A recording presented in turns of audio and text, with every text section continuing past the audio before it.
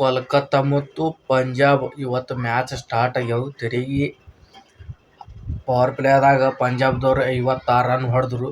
ಇದು ಕೋಲ್ಕತ್ತಾ ಹೋಮ್ ಗ್ರೌಂಡಲ್ಲಿ ಮ್ಯಾಚ್ ನಡೀತಾ ಇರೋದು. ಇದು ಫುಲ್ ರೋಚಕವಾದ ಪಂದ್ಯ. ಇವತ್ತು ಕೋಲ್ಕತ್ತಾದವರು ಯಾಕಡೆ ಬಾಲಿಂಗ್ ಹಾಕ್ಬೇಕು ಅನ್ನೋದು ಗೊತ್ತಾಗಲ್ದು.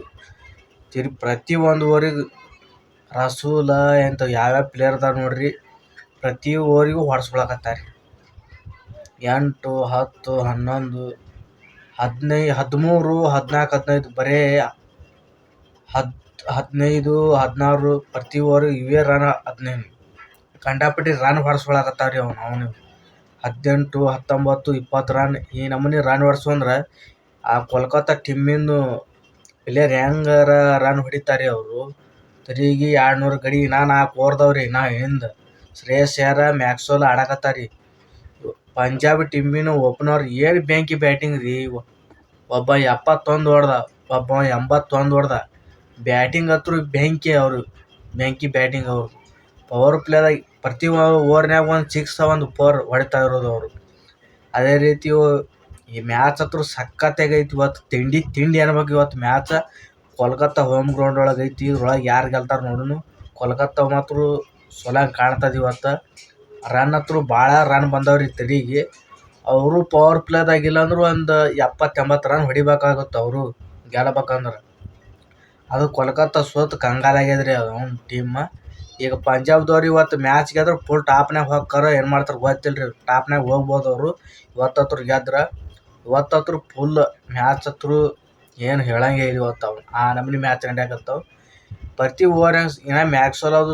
ತಿರುಗಿ ಪಂಜಾಬ್ದವರು 17 ಓವರಿಗೆ 173 ರನ್ ಹೊಡೆದ್ರಿ. ಓವರಿಗೆ 10 ರನ್ ಹೊಡ್ಕೊತ ಬಂದಾರಿ ಅವರು.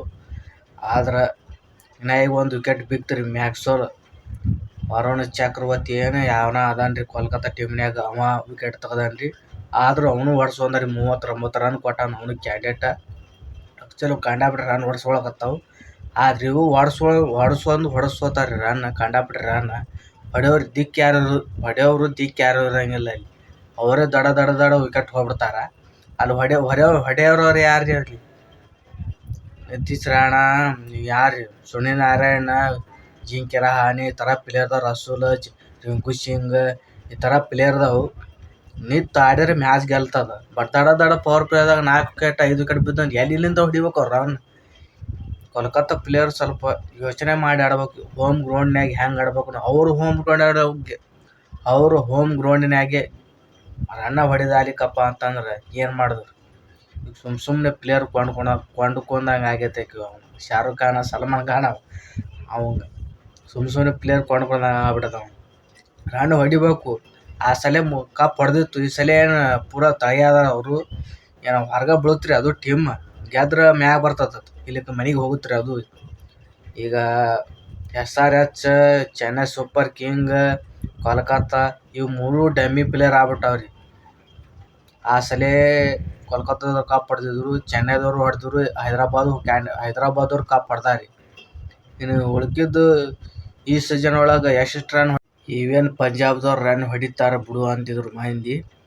ಆದ್ರೆ RCB ಒಳಗೆ ಹೆಂಗೆ ಆಡಿದ್ರು ಅದೇ ರೀತಿ ಆಡ್ಕೊತ ಬಂದ್ರು ಅವರು ಕ್ಯಾಂಡಿಡೇಟ್. ಅವು ಈಗ 4 ನಂಬರ್ ಐತಿ ರೀ. ಅದು 4 ನಂಬರ್. RCB 3 ನಂಬರ್ ಐತಿ. ಇಲ್ಲ, RCB 3 ನಂಬರ್ ಐತಿ, 4 ನಂಬರ್ ಮುಂಬೈ ಐತ್ರಿ, 5 ನಂಬರ್ ಪಂಜಾಬ್ ಐತ್ರಿ. ಇವತ್ತು ಗೆದ್ದರೆ ಒಮ್ಮೆ ಟಾಪಿಗೆ ಹೋಗುತ್ತೆ ರೀ. ಅದು ಹೋಗ್ತಿರ್ಬೋದು. ಟಾಪ್ನಾಗ ಹೋಯ್ತಂದ್ರೆ ಗುಜರಾತ್ 2 ನಂಬರ್ ಬರ್ತದೆ ರೀ. ಅವನು ಇವತ್ತು ನೋಡಿ ಗುಜರಾತ್ ಯಾವ ನಮ್ಗೆ ಹಾರ್ಡ್ ಟೀಮ್ ಐತೆ. ಅದು ಗುಜರಾತ್ ಟೀಮ್ ಹೆಂಗೆ ಪರ್ಫಾರ್ಮೆನ್ಸ್ ಕೊಟ್ಟರು, ಹೆಂಗೆ ಆಡ್ಕೊತ ಬಂದರು, ಹೆಂಗಿಲ್ಲ ಅವರು. ಅದೇನೋ ಗುಜರಾತ್ ಟೀಮ್ನಾಗ ಯಾರೂ ಸರಿ ಇಲ್ಲ ಬಿಡು, ಯಾರು ಆಡ್ತಾರಂತ ಮಾಡಿದ್ವಿ. ಅವರು ಓಪನರ್ ಬಂದವ್ರೆ. ಗಿರ್ಲ ಇನ್ನೊಬ್ಬ. ಕೋಲ್ಕತ್ತಾ ಟೀಮ್ನಾಗ ಒಬ್ಬವ್ರಿ ಇವತ್ತು ಸೆಂಚುರಿ ಹೊಡೆದ್ನಂದ್ರೆ ಗೆಲ್ಲೋ ಪೊಸಿಷನ್ ಒಳಗೆ ಇರ್ತದೆ. ಇಲ್ಲಿಕ್ಕೆ 50 ರನ್ ಹೊಡಿಬೇಕು. ಈ ಪಂಜಾಬ್ದಾಗ ಹೆಂಗೆ ಹೊಡೆದಾರ. ಒಬ್ಬ 81 ಹೊಡೆದಾನ, ಒಬ್ಬ 71 ಹೊಡೆದಾನ. ಪವರ್ ಪ್ಲೇದಾಗ ವಿಕೆಟ್ ಬೀಳಾರಂಗೆ ನೋಡ್ಕೊಂಡು ಆಡಿದ್ರಪ್ಪ ಅಂತಂದ್ರೆ ಕೋಲ್ಕತ್ತಾ ಗೆಲ್ಲಬಹುದು. 6 ಓವರಿಗೆ 70-80 ರನ್ ಹೊಡಿಬೇಕು. ಅವ್ರು 56 ಹೊಡೆದಾರ ಪಂಜಾಬ್ದವರು. ಇವ್ರು ನೋಡ್ಕೊಂಡು ಹೊಡೆದ್ರಪ್ಪ ಅಂತಂದ್ರೆ ಮ್ಯಾಚ್ ಇವ್ರಿಗೆ ಬರ್ತದೆ. ಅವ್ರಿಗೆ ಒಂದು 2 ಪಾಯಿಂಟ್ ಸಿಗ್ತಾವೆ. ಮತ್ತು ಇವರು ಸೋತ್ರ ಅಂದ್ರೆ ಮತ್ತು ಪಂಜಾಬ್ಗೆ 2 ಪಾಯಿಂಟ್ ಹೋಗ್ತಾವೆ. ಅದೇ ಚಲೋತ್ನಾಗ ಆಡ್ಬೇಕು ರೀ. ಚಲೋತ್ನಾಗ ಆಡಿದರೆ ಮ್ಯಾಗ ಹೋಗ್ತೇವೆ. ಸೆಮಿಫೈನಲ್ ಕ್ವಾರ್ಟರ್ ಫೈನಲ್ ಇವು ಎಲ್ಲ ಇರ್ತಾವ ಅಲ್ಲಿ ಆಡು